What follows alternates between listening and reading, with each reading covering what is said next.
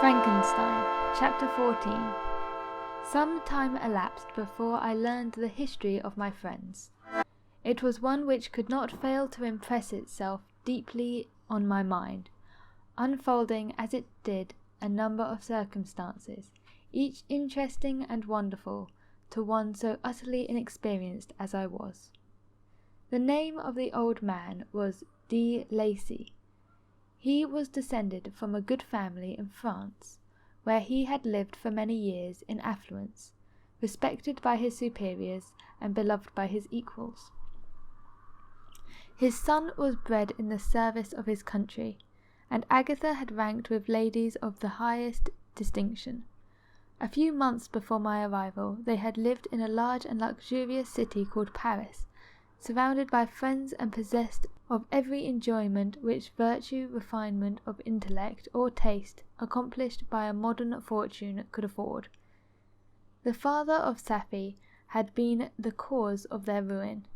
He was a Turkish merchant, and had inhabited Paris for many years, when, for some reason which I could not learn, he became obnoxious to the government.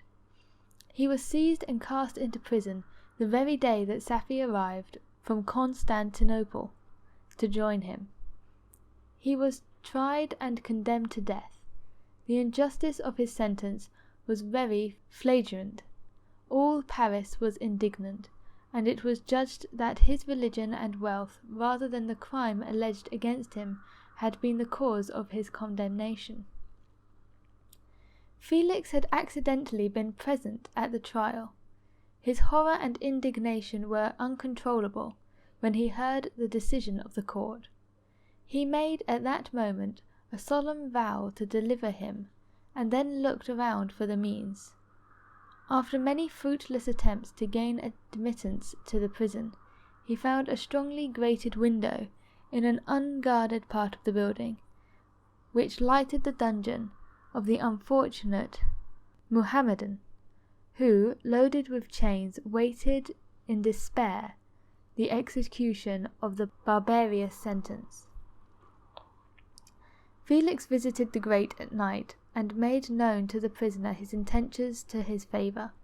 The Turk, amazed and delighted, endeavoured to kindle the zeal for his deliverer by promises of reward and wealth. Felix rejected his offers with contempt. Yet when he saw the lovely Safie, who was allowed to visit her father, and who by her gestures expressed their lively gratitude, the youth could not help owning to his own mind the captive possessed a treasure which would fully reward his toil and hazard. The Turk quickly perceived the impression that his daughter had made on the heart of Felix, and endeavoured to secure him more entirely in his interests by the promise of her hand in marriage so soon as he should be conveyed to a place of safety. Felix was too delicate to accept this offer, yet he looked forward to the probability of the event as to the consummation of his happiness. During the ensuing days, while the preparations were going forward for the escape of the merchant, the zeal of Felix was warmed by several letters that he received from this lovely girl, who found means to express her thoughts in the language of her lover by the aid of an old man, a servant of her father, who understood French. She thanked him in the most ardent terms for his intended services towards her parent, and at the same time she gently deplored her own fate. I have copies of these letters, for I found means, during my residence in the hovel, to procure the implements of writing, and the letters were often in the hands of Felix or Agatha. Before I depart, I will give them to you. They will prove the truth of my tale, but at present, as the sun is already far declined, I shall only have time to repeat the substance of them to you. Safie related that her mother was a Christian Arab, seized and made a slave by the Turks. Recommended by her beauty, she had won the heart of the father of Safie, who married her. The young girl spoke in high and enthusiastic terms of her mother, who, born in freedom, spurned the bondage to which she was now reduced. She instructed her daughter in the tenets of her religion, and taught her to aspire to higher powers of intellect and independence of spirit, forbidden to the female followers of Mohammed. This lady died, but her lessons were indelibly impressed on the mind of Safie, who sickened at the prospect of again returning to Asia and being immured within the walls of a harem, allowed only to occupy herself with infantile amusements, ill-suited to the temper of her soul. Now she accustomed to grand ideas and a noble emulation for virtue. The prospect of marrying a Christian and remaining in a country where women were allowed to take a rank in society was enchanting to her. The day for the execution of the Turk was fixed, but on the night previous to it he quitted his prison, and before morning was distant many leagues from Paris. Felix had procured passports in the name of his father, sister, and himself. He had previously communicated his plan to the former, who aided the deceit by quitting his house under the pretence of a journey, and concealed himself and his daughter in an obscure part of Paris. Felix conducted the fugitives through France to Lyons, and across Mont-Cenis to Leron, where the merchant had decided to wait a favourable opportunity of passing into some part of the Turkish dominions. Safie resolved to remain with her father until the moment of his departure, before which time the Turk renewed his promise that she should be united to his deliverer, and Felix remained with them in expectation of that event, and in the meantime he enjoyed the society of the Arabian, who exhibited towards him the simplest and tenderest affection. They conversed with one another through the means of an interpreter, and sometimes with the interpretation of looks, and Safie sang to him the divine airs of her native country.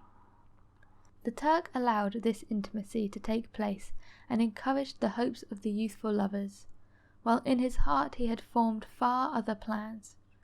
He loathed the idea that his daughter should be united to a Christian, but he feared the resentment of Felix if he should appear lukewarm, for he knew that he was still in the power of his deliverer, if he should choose to betray him to the Italian state which they inhabited. He resolved 1,000 plans by which he should be enabled to prolong the deceit until it might no longer be necessary, and secretly to take his daughter with him when he departed. His plans were facilitated by the news which arrived from Paris. The government of France were greatly enraged at the escape of their victim, and spared no pains to detect and punish his deliverer. The plot of Felix was quickly discovered, and De Lacy and Agatha were thrown into prison. The news reached Felix and roused him from his dream of pleasure. His blind and aged father and his gentle sister lay in a noisome dungeon, while he enjoyed the free air and the society of her whom he lived. This idea was torture to him.